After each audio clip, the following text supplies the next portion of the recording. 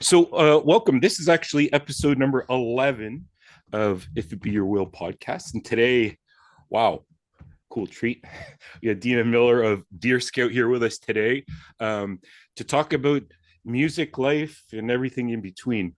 Um, Thanks for joining us today here, Dena, on this beautiful Saturday afternoon. Thanks for having me. Awesome. So, I wanted to start off because I've been listening to your music quite a bit. I mean, since Ghost came out, I've just been a hyper fan. Like, it just that song did something to me. And Thank you. um, what's your relationship with drums? Because I was kind of like every now and then I pick out some drums in some of the songs, subtle drums. But do you tend to shy away from having a full kit? You like it more sparse? Yeah, I mean, I think I started out making music really hating drums. I was in an antagonistic relationship.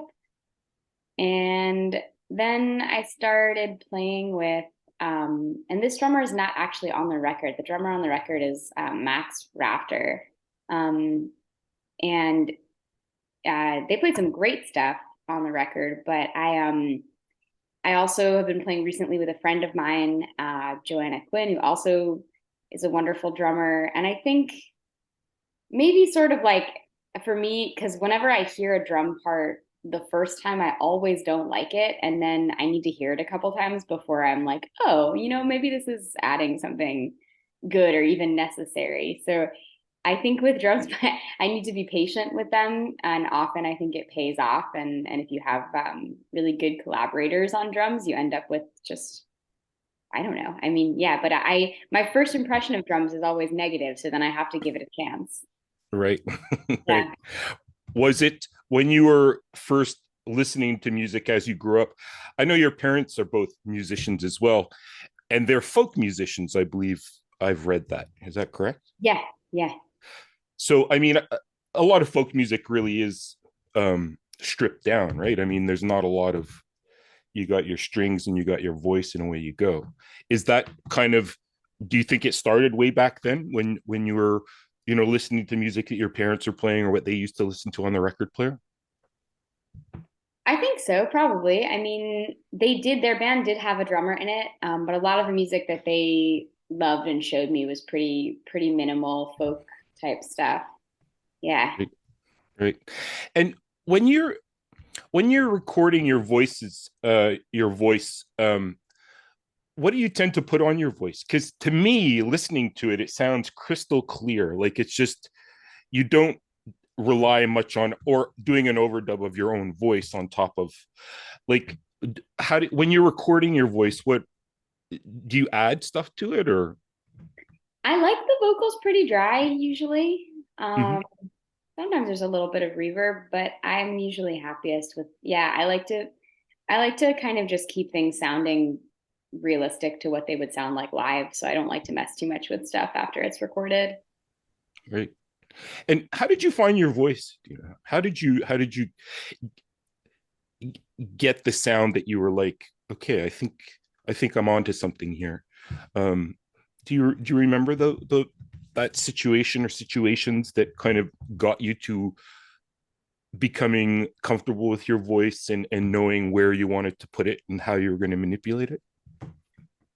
I think I'm still getting comfortable with it. I mean, I are still finding it because I think often I'll write a song that doesn't, and my first reaction will be like, I don't feel like I should be the one singing this. Like I'll sort of hear it in somebody else's voice. So then if I am going to perform it, I'll have to figure out how to sing it. And I've definitely been experimenting with range. I mean, a lot of the stuff that's recorded is in kind of a higher range, and I've been having Right. fun trying to sing lower. I definitely feel like right now, I just moved to Philadelphia and my band all lives in New York. So the show I'm playing tonight is a solo show. And I haven't played solo shows in a while. I started maybe playing solo shows, but very quickly had a band. And I think having a band, having other people's energy to bounce off of other people's input to work Hmm. with, I think really helps find your voice and find what you want to do. It's sort of hard to do that in a vacuum. Yeah, that makes sense. That's interesting. And how do you prepare yourself for a solo show? I gotta practice. Yeah. Yeah, I think I'll probably practice one more time today. I don't know. I've been experimenting with tuning the guitar differently, and I just keep breaking a string, and I'm really worried it's going to happen. So one thing I'm going to prepare by doing is just stretching out that one string and telling it very nicely, please Yeah. don't break tonight. Well, it's once you get into the song, you totally forget about the hardware itself, right? And I Yeah. remember blowing through strings as well, and just like not thinking it, not being aware, like be careful, go slower, you're gonna like interrupt everything. And so yeah, I hear your concerns. And what's this show? Are you opening for people tonight, or are you playing as a there's a couple of solo artists playing throughout the night, or what's There's a the one people? band from Ohio called Villager, and one person who's playing solo, who's part of a band called Snoozer, that's also local to Philly, and then I'm also. So I guess I'm not sure what the set order will be, but I suppose I'll probably go earlier on because we're supporting out of towners. Cool, Yeah. cool. And how do you get your mindset into the performance, the performance mindset? What do you have like things that you do to kind of prep yourself other than the practices you were mentioning? That's a good question. I guess, I mean, I don't have like any kind of ritual or anything. Um, I I think maybe like a little bit of a moment alone is usually good. Hmm. But I think I'm, I don't really do anything to feel ready. I just sort of hope that when after I've started, I can sort of like look out and see people and feel like uh feel like kind of centered by other people's energy. Yeah. Um yeah, I don't do vocal warm-ups, but I probably should. I know them. I just don't do them. Right, right. Yeah. Well, it's really cool. And when you're on stage, do you like to interact with the audience, or do you just kind of put your head down and play through the songs that you want to perform? I'm not a big interactor. I kind of feel like I Yeah, it's funny because I do feel like I can very much feel people there and I like to like be able to see people, but I definitely am kind of a more internal presence. It helps when there's a band and when the volume level's a little higher, then I kind of feel like you're sending something out, but Right. I often like to be very quiet and I kind of yeah, I don't make much eye contact. I'm probably looking at the guitar a lot. Okay. Yeah, not very interactive. Right. And how many songs will you perform tonight in your first solo gig in a bit? How many songs will you run through? I've settled on a neat seven, but they're short. My songs are Nice. really short, so I want it to be like a 20-minute set. I kind of feel like most music I see, unless it's a really expensive ticket and someone I'm like not going to get the chance to see for a while, I only really want 20 minutes. Right. If it's a multiple band bill, I kind of feel like that's the polite thing to do. And if someone's really good or if they've got a lot of variety, then I'll happily hear more. But I like to play for like 20 minutes. That's cool. And when you're performing solo, like you're in a bar setting, right? Like or is it more of a show? Like I'm trying to get at that. Like, do people interrupt, or are people pretty respectful when you're playing solo, where they'll sit and actually listen and not have conversations, and it's like this murmur going while you're So trying to get into yeah. that zone? So where I live in Philly, there are a lot of house shows like all the time, everywhere. It's one of the things I love Mhm. about it. And people will probably be quiet because it's a house show and people will all be kind of like sitting down, paying attention. If I'm playing a bar, people will often talk. Although I wonder if, because sometimes when you have a band that's loud, that makes people feel like we can talk and we're not going to be talking Mhm. to the band. And if you have a solo performer, it's a little bit more like obvious that people are talking over something. I Mhm. hate to like shush people, it's really cool when people in the audience shush other people in the audience. Right. Right. I think sometimes I'm almost like, I think because my, especially solo, my performance is live performance is so quiet. I almost feel like people are generally quiet because if they were talking, they would be really loud. Right. Right. Yeah. Well, that's cool. I remember reading, I think it was Waxahachie when she was performing solo, and this is in her earlier careers where she had like bars like talking over and she couldn't focus, and Mhm. um she would get so upset. Also Big Thief Mhm. would be get really irritated with the crowd when they were just kind of like not showing the respect to the music. Like you're there to listen to this and you're, going on bantering about whatever else. um Yeah. I mean, I mean, I sort of feel like sometimes someone's not there to listen. And in that case, sometimes like if it's a bar and there's not a cover, or there is a cover, but it's low cover, or someone just maybe didn't know there was a show, I'll feel kind of bad. I'll be like, man, you know what? You're not here to see, you're clearly not here to see. Why am I making noise? I'm like talking over everybody right now, but it's in song. Um, so yeah, no. sometimes I feel like I'm being annoying if that happens. But I love Akachi so much. His big Yeah, inspiration of mine. right. Awesome. What brought you back to Philadelphia? Well, back is funny because I didn't really ever live here. But Okay. everyone here thinks that I did, because I have spent a lot of time here and I played a lot of shows here. I started playing music here because I was here for like my freshman year of college, but I was at a school that was outside of the city. So I don't know, I was spending a lot of time here for being very far away. And I think, I mean, I really like it's first of all, it's a more affordable city. It's compared to New York where I was coming from, it's a much friendlier city. Hmm. Um, and the music scene is really special. I mean, right, Waxahachie, Katie Crutchfield is from here. There are so Mhm. many bands that are from here that I just like, and it's not that they all sound the same. There's a lot of variation, but there are kind of like certain sounds that I identify with Philly. And yeah, I just think the music that comes out of here is really good. And people aren't necessarily Hmm. trying to make money off of it or trying to make it into a career. A lot of people are kind of like wanting to do it as much as possible, but they're not like trying to get famous in the way that people in New York and Los Hmm. Angeles are. So, Right. and I put myself in that category too. Like I don't really want music to be the way I earn my bread and butter. So Hmm. it's nice to live somewhere where there's a lot of space for it, but not necessarily the same expectation put onto it. And then this like incredible community around it. I mean, Philly, the music scene, it's weird to call it a scene because it's much more of a community. The like music Hmm. community in Philly is just really special. Wow. Wow. What, what could you expand on that special? Like, what's the scene like? Like, what is it about it that draws you there? Like the musicians, uh, the community itself. Well, I do feel like there's a lot less like industry presence.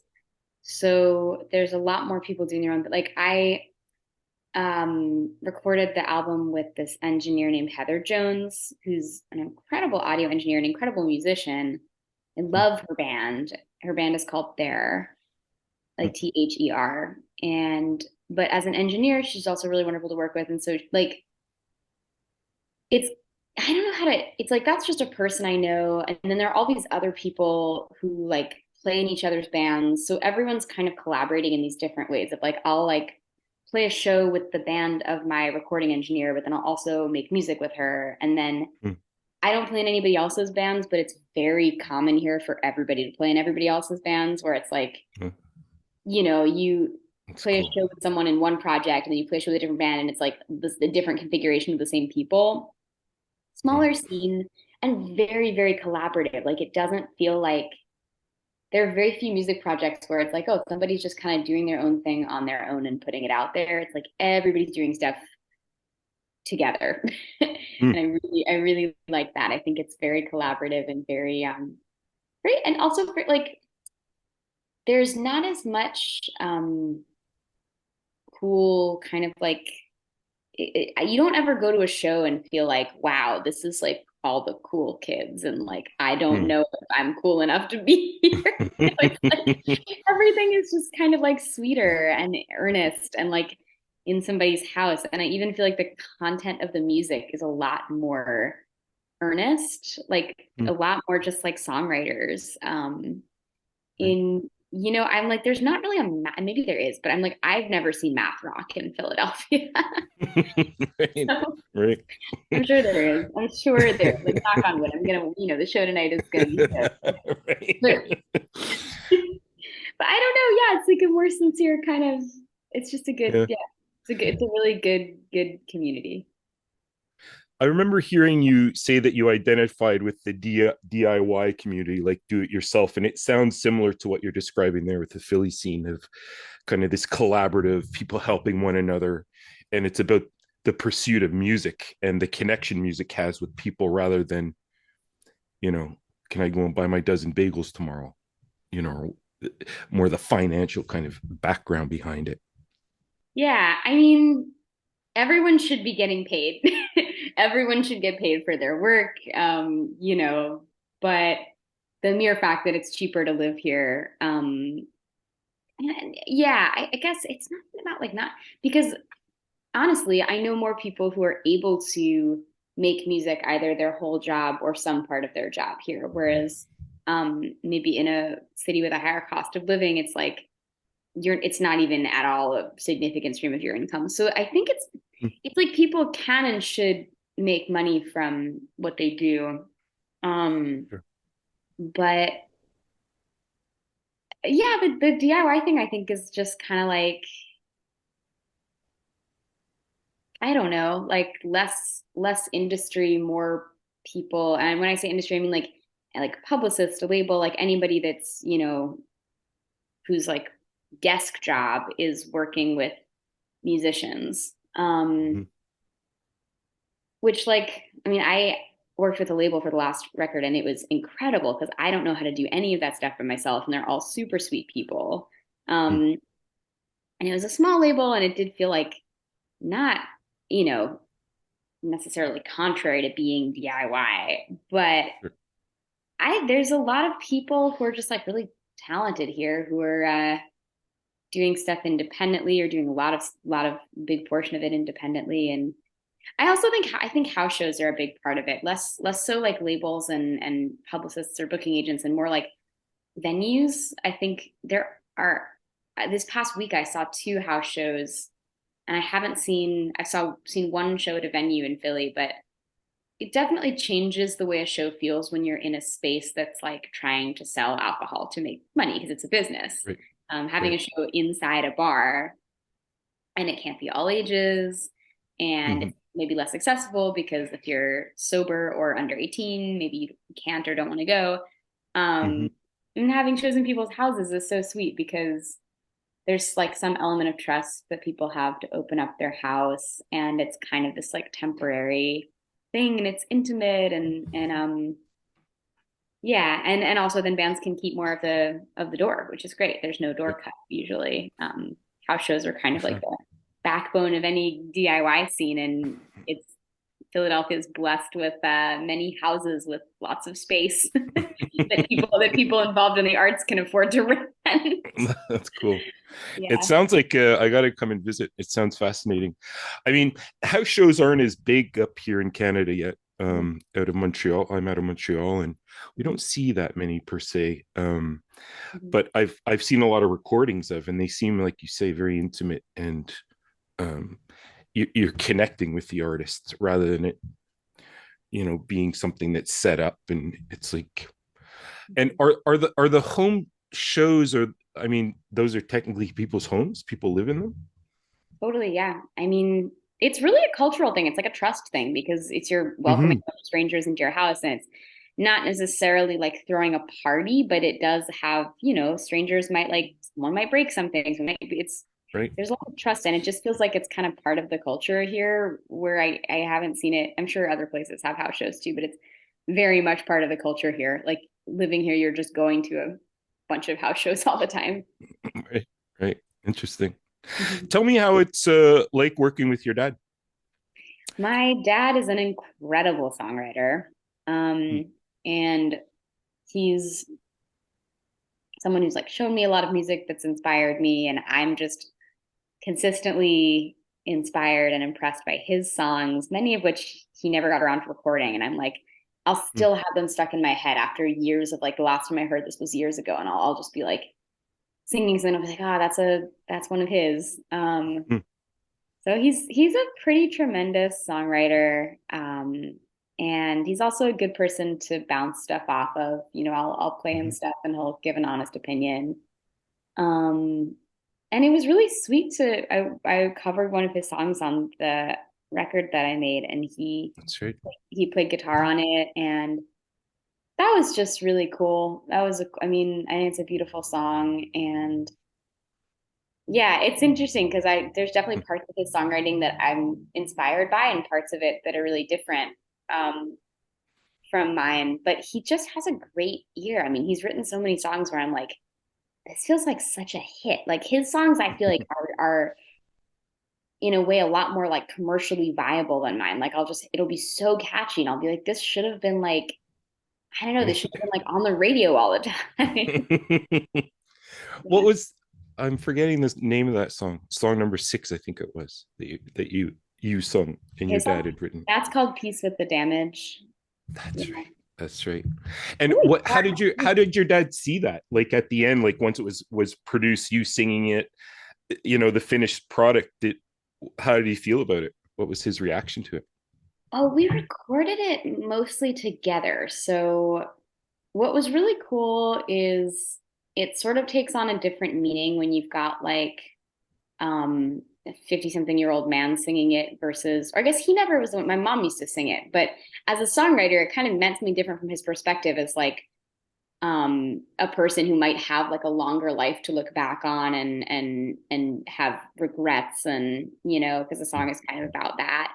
And then Mm-hmm. when I was singing it, it was kind of like feels because I think the first track I recorded in 2017, so I was like 19 or I think 19 years old. So it's definitely like a little bit less relevant of like peace with the damage. Like what have you done, um, but I that was like, and we recorded that together. And then years later, like 4 years later, I went back, was staying with my parents for a little bit and was recording another vocal harmony on top.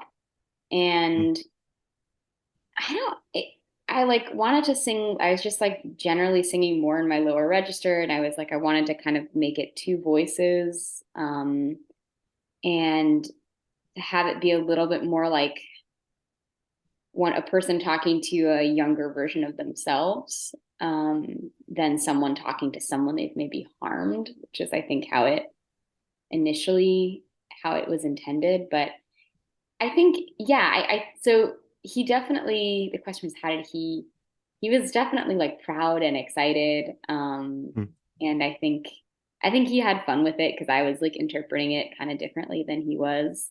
Right. Um, That's pretty amazing. Pretty amazing. Does your dad have like a recording studio at the house where you guys can put tracks down? yeah, it's If you always no, sorry. Yeah, go ahead. it's always been kind of like a home studio setup. He has some really nice equipment that I'm lucky to use. Um, Mm-hmm. but it's not like a full studio. It's more like his office is also has a um, setup for vocals and guitar. And I don't know if we actually recorded the guitar. I think we recorded his guitar there, but there's a lot of like moving the amp around to figure out how to make it sound right. Right. Cool. Yeah.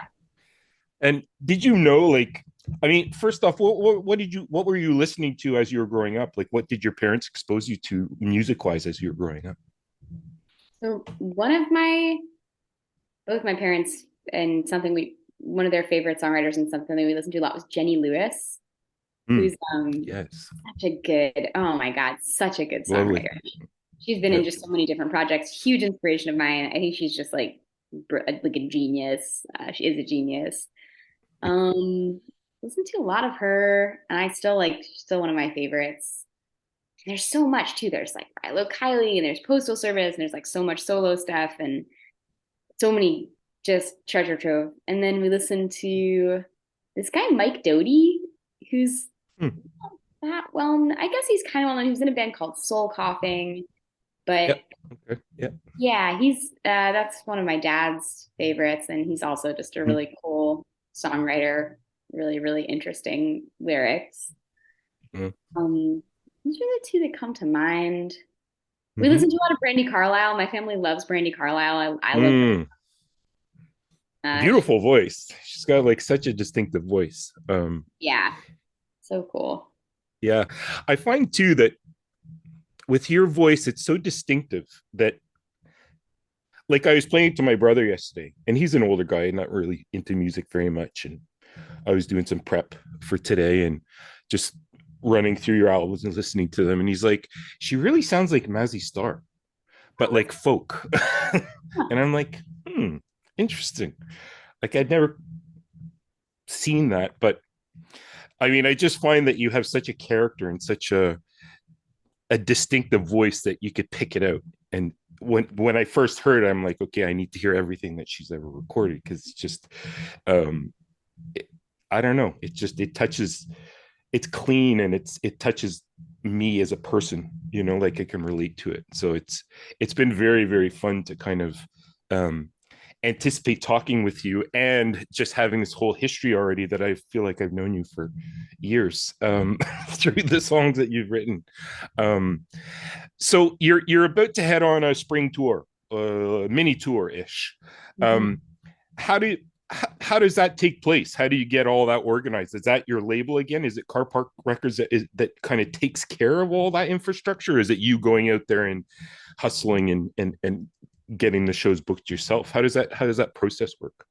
It depends. I mean, Car Park's been there to help for a lot of stuff, and they did give a bunch of really good suggestions and connect me with some people. But most of the tour I booked myself. I like booking a tour myself. I think I'm touring at a level that's kind of small enough where um, you're not really making a ton of money, and it's definitely like you're not staying in hotels. You're crash. I'm always crashing with people, and Right. nice to be the one in charge of it because that way I'm a little bit more like connected to, I'm like, okay, we're gonna play a show with this band who I know personally, and then I'm gonna stay with, someone who plays in that band, and also getting to decide like where would it be nice to be this time of year. Right. Yeah, we're gonna Spring go on to the East Montreal. Coast. Yeah, yeah, Yeah, I can't wait. I can't wait.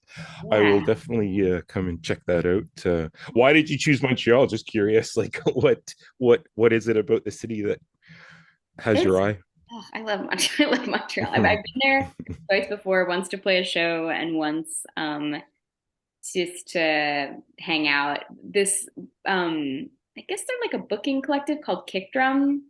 Mm-hmm. Um, Mm-hmm. it was the first show that we played there, and like everyone we met was wonderful, and it seemed like the music scene there was just like very alive and well, and had a lot in common with something like Philly's scene. A lot of great Mm-hmm. bands. Um, it's For sure. beautiful. We ate Montreal bagels. They were good. Uh, yeah, it's just it's a place. I think it's another like artist friendly city. Um, and then, being an American, it's just nice to get out of this That's right. horrible, horrible That's country. cool.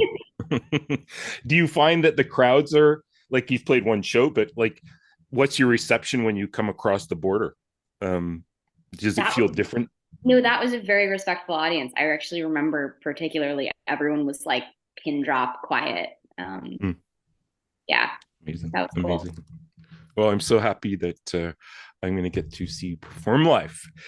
So amazing.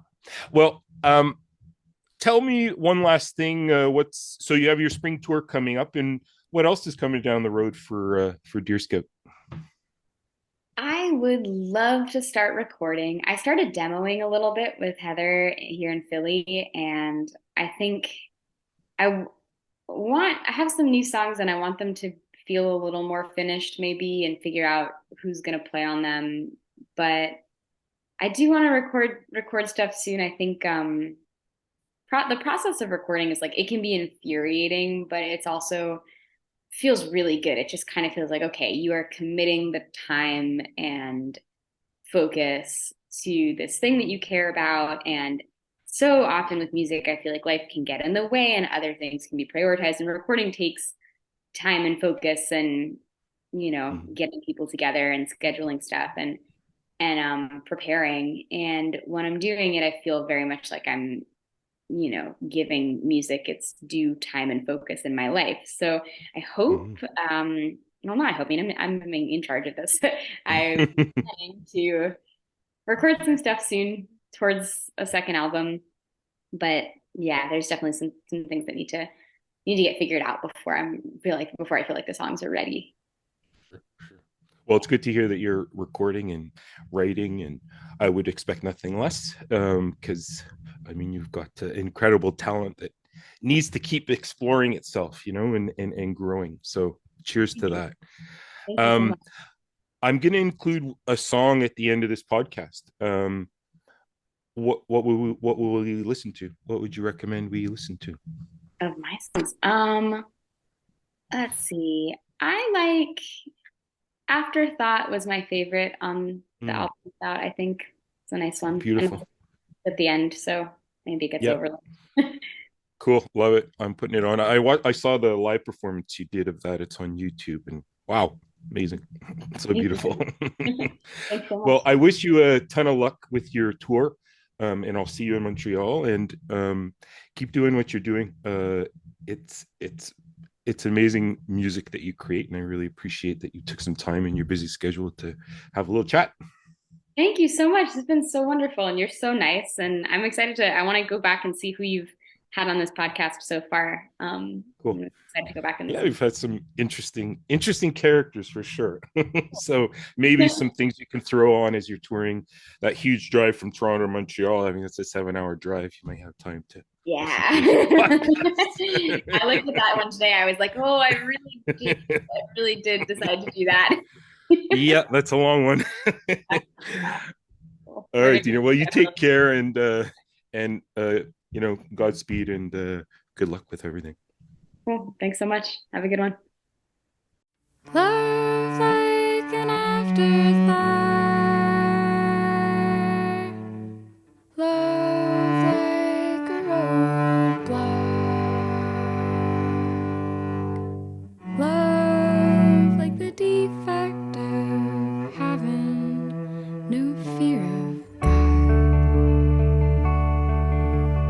Heaven isn't watching us. Heaven isn't watching us. Heart is like a young buck. The angels come and shelter us. What is it you're dreaming of? Aching with the need of the chasing or the running from the